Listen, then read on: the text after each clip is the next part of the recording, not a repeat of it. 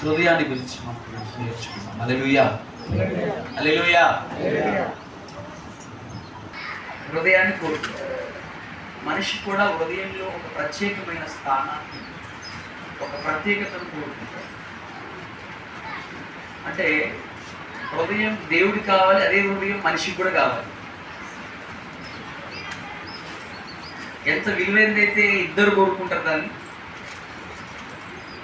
చాలామందిని కన్విన్స్ చేస్తాం మనం. మన ఫ్రెండ్స్ కావచ్చు, మన బంధువులు కావచ్చు, ముఖ్య బంధువులు కావచ్చు. చాలా రోజుల తర్వాత కలిసినప్పుడు నన్ను మర్చిపోయినా లేదే నా గుండెలో ఉన్నా అని అంటారు. హల్లెలూయా. ఉండడం లేదు తర్వాత సంగతి, కానీ వీళ్ళు చెప్పే పదం ఏంటంటే నా గుండెలో ఉన్నావు, నీతో మాట్లాడలేదన్న మాటే. కానీ ప్రతిరోజు నీ జ్ఞాపకాలతో నా హృదయంలో నేను ఎప్పుడు తలుచుకొని ఆలోచిస్తూ అలా గడిపేసా నా జీవితాన్ని అని కూడా చెప్పేవాళ్ళు చాలా మంది ఉన్నారు. ప్రజలా అది మంచిగా చేయడం తర్వాత సంగతి. అరే పట్ట వెనక్కి వేసుకుంటుంది, వెనక వస్తూ మనం కొంచెం వెనక్కి వేసుకుంటాం. తన హృదయాన్ని కోరుకుంటాడు. దావీదు ఆయనను అభిషేకించాలనుకున్నప్పుడు దావీదు సమూయేలుతో అన్నాడు, మనుషులు పైరూపాన్ని వెతుకుతారు కానీ నేను హృదయాన్ని చూస్తా అన్నాడు. అంటే మనుషులు కొన్నిసార్లు, ఎక్కువసార్లు అందాన్ని కోరుకుంటాడు.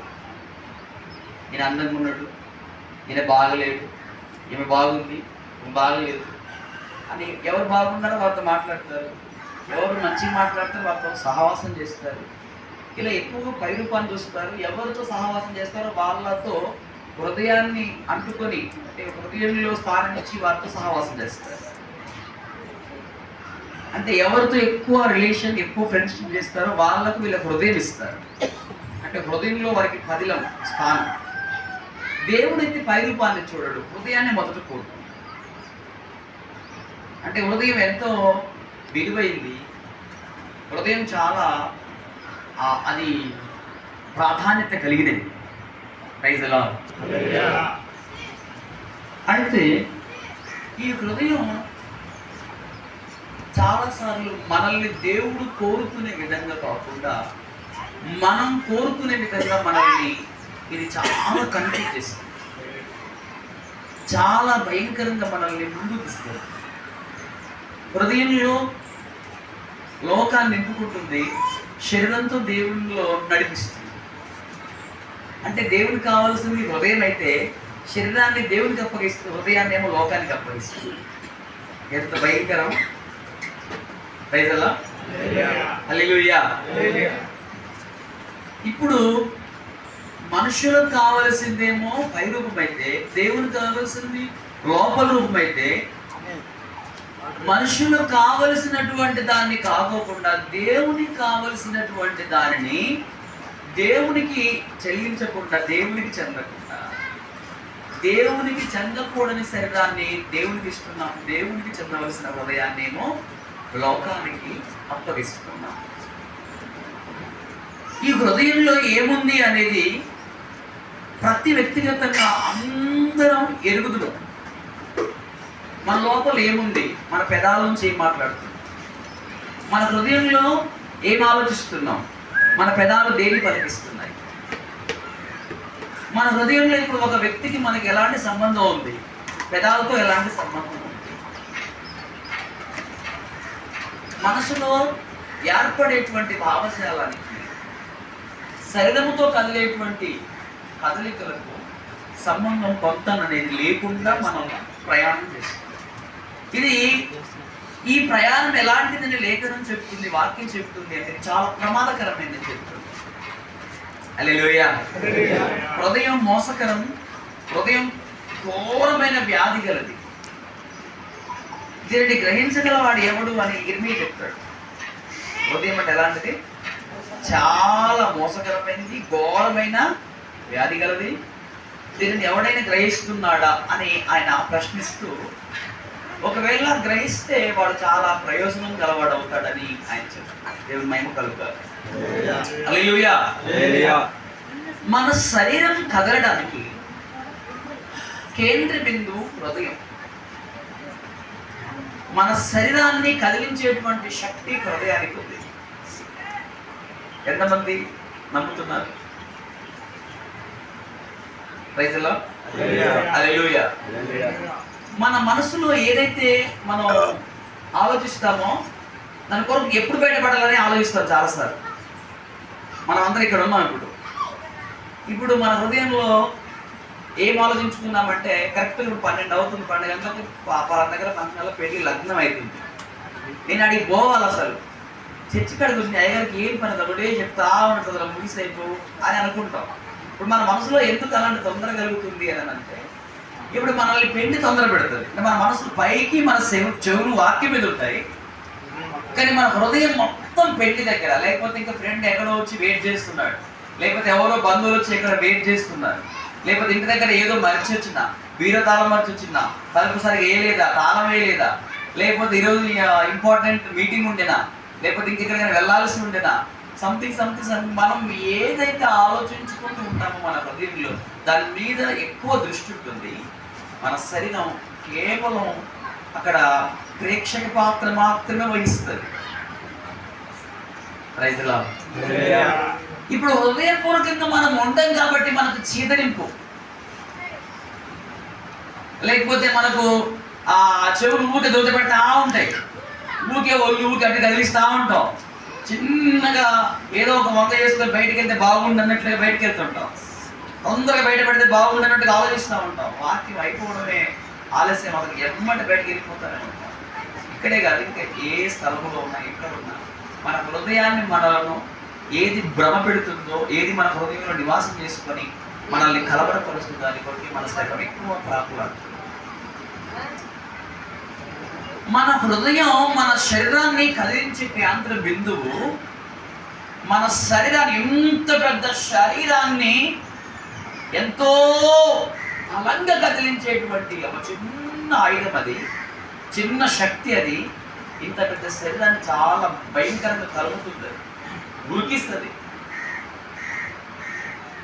చాలా భయంకరంగా మనల్ని చాలా క్రూరమైన మార్గంలో తీసుకెళ్తుంది, క్రూరంగా ప్రవర్తించేలా చేస్తుంది, క్రూరంగా నష్టపోయేలా కూడా చేస్తుంది. అది ఎంతో భయంకరమైన ఆ స్థలంగా మనం భావించాలి. దేవునికి స్తోత్రం. హల్లెలూయా. అయితే ప్రియులారా, ఇది ఒకవేళ దేవుడికి చోటు ఇవ్వగలిగినదైతే మనల్ని చాలా బలంగా నడిపిస్తుంది. అది మనల్ని తుచ్చమైన అభిలాషల వైపు, తుచ్చమైన లోక ఆలోచనల వైపు కనుక మనల్ని మళ్ళిస్తే మనల్ని చాలా భయంకరంగా చిత్రవద చేస్తుందని మనం గుర్తుపట్టాలి. నేను ఉదయకాలంలో ప్రార్థన చేస్తున్నప్పుడు అంతరంగంలో అంటే హృదయంలో ఉన్న చీకటి అనే దాని గురించి మాట్లాడాలని నాకు దేవుడు ప్రేరేప గదిలో ప్రార్థన చేస్తున్నాను. ఇక్కడ ప్రార్థన నుంచి గదిలోకి వెళ్ళి ప్రేర్ చేసినప్పుడు దేవుడు నాకు చూపించాడు. ఇక్కడ ఉన్నటువంటి మన అందరిలో ఏదో ఒక చీకటి ఉండి ఉంటుంది, లేదన్న వాళ్ళు చెప్పేస్తాను. Praise the lord. చాలా ధైర్యాలు అందరిలో వెలిగే ఉంది. అయితే దేవుడు నాకు తెలియపరిచాడు, వాక్యం చెప్తున్న తర్వాత కనుక ఖచ్చితంగా ఆ చీకటి ఎవరిలోనైనా ఉంటే మీరు గుర్తుపట్టాలి, అప్పుడు దాన్ని బయటకు వెళ్ళగొట్టాలి. Praise the lord. ఎందుకంటే వాక్యము వెలుగు. వాక్యం ఏంటండి? వెలుగు. కనుక మన లోపల దాగి ఉన్న చీకటి ఏంటో వాక్యం మనకు తెలియజేస్తుంది. నీ అంతరంగంలో దాగి ఉన్న చీకటి, నీ జీవితంలో దాగి ఉన్న చీకటి, నీ లోపల నివాసం చేస్తున్న చీకటి, అది ఏంటో వాక్యాన్ని వెల్లడవుతున్నప్పుడు నువ్వు గుర్తుపట్టాలి. గుర్తుపడితే నీకు మేలు కలుగుతుంది. ఎందుకు అంటే నీ హృదయం దేవుడు నివాసం చేయగలిగినంతగా దాన్ని సిద్ధపరచుకోగలిగితే నీవు ధన్యుడవు. దేవుడు వెలుగు, నీ లోపల చీకటి లేకపోతే నీవు ధన్యుడవు. నీ లోపల వెలుగుంటే చాలా ధన్యుడవు. నీ లోపల చీకటి నివాసం చేయకపోతే నీవు ధన్యుడవు, లేకపోతే దరిద్రుడవు. ఎందుకంటే వెలుగు మనల్ని చాలా క్షేమకరమైన ప్రయాణం చేయిస్తుంది. వెలుగు మంచి చెడు ఏంటో నీకు అర్థమయ్యేలా చేస్తుంది. వెలుగు నీకు మేలు కీడు ఏంటో నీకు విభజిస్తుంది. వెలుగు నువ్వు ఎంత చక్కగా నడవాలో నీకు తెలియజేస్తుంది. ఏది కలిగి ఉండాలో ఏది కలిగి ఉండకూడదు నీకు తెలియజేస్తుంది. వెలుగు నిన్ను ఎంతో విపులంగా బోధించి చక్కని సరి అయినటువంటి త్రోవలలో ప్రయాణం చేయడానికి అనుమతిస్తుంది, నీకు అవకాశం ఇస్తుంది, నీకు ఎంతో దోహదపడుతుంది, మంచి మార్పు. మార్కు సువార్త 7వ అధ్యాయము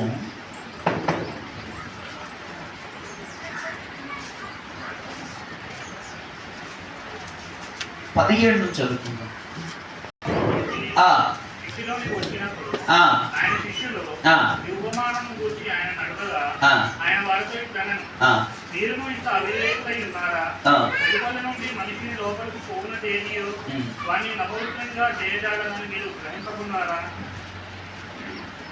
అది వాని హృదయంలో చదువు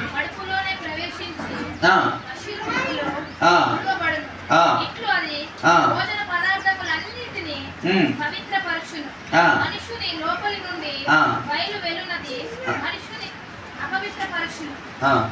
లోపలి నుండి అనగా మనుషుల హృదయంలో నుండి దురాలోచనలను, ఆరోగ్యములను, దొంగతనములను, నరహత్యలను, వ్యభిచారులను, లోపలములకు, చెడుతనములకు, కృత్రిమను, పను వికారమును, అక్షరమును, దేవదూషణలు, అహంభావమును, అవివేకమును, ఈ చెడ్డవన్నీయు లోపలి నుండి బయలు వెళ్ళి మనుషుని అపవిత్రపరచునని ఆయన చెప్పాను. చాలు.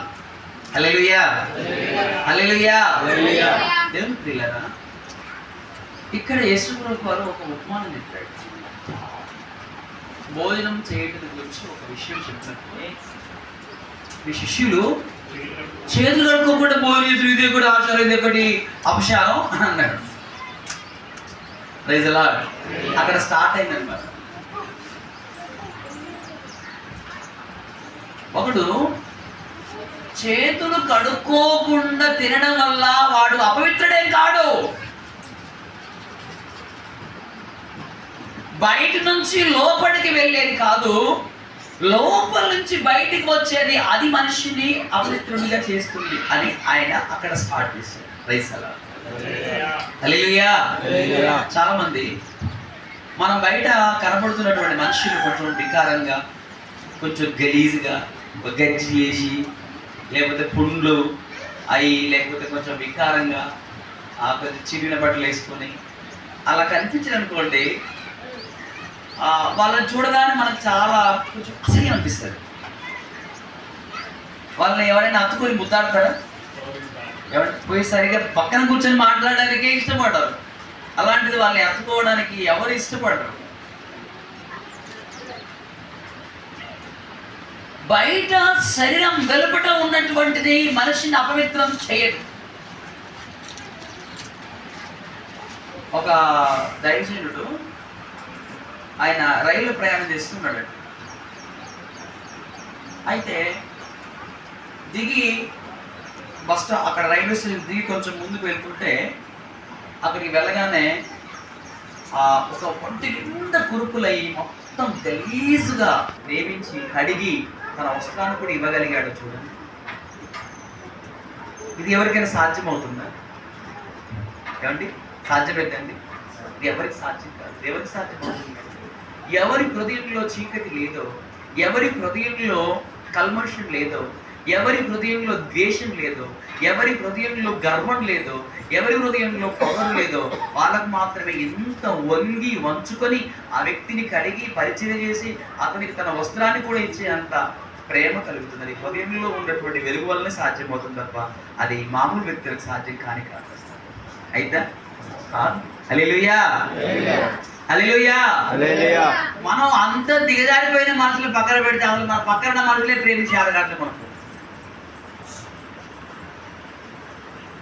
ఎవరైనా బాధపడుతున్నా, ఎవరైనా ఏడుస్తున్నారు, నా కడుపులో ఉన్నా, లేకపోతే ఎవరికైనా ఏదైనా సహాయం ఉన్నా, ఏదైనా మాట సహాయం చేయాలన్నా, లేకపోతే ఇంకేదైనా మనం వాళ్ళకి ప్రార్థన చేయాలన్నా, ఇలా మనం ప్రేమించినట్లుగా వాళ్ళతో ఉన్నట్లు మనం కనిపిస్తాం, కానీ మనలో నిశ్చయంగా ప్రేమ కనిపించదు. నిశ్చయంగా మన సహోదరుల మనం ప్రేమించట్లేదు. గట్టి చెప్తామా? హల్లెలూయా. యేసుప్రభు అక్కడ చెప్తున్నాడు, ఇదిగో బయట కనబడుతున్నటువంటిది, బయట నుండి వచ్చేటువంటి దాని ద్వారా నీకు అపవిత్రత అంటదు, నీ లోపలికి అపవిత్రత రాదు. నీ లోపల నిన్ను చాలా గైతులు చేసేటువంటివి చాలా ఉన్నాయి. నీ లోపల నుంచి చాలా ఉద్రేకాలు బయటకు వస్తాయి, చాలా ఆలోచనలు బయటకు వస్తాయి, చాలా భయంకరమైనటువంటి ప్రవర్తన బయటకు వస్తుంది. అది నిన్ను అపవిత్రం చేస్తుంది, అది నిన్ను చాలా వికారిగా చేస్తుంది.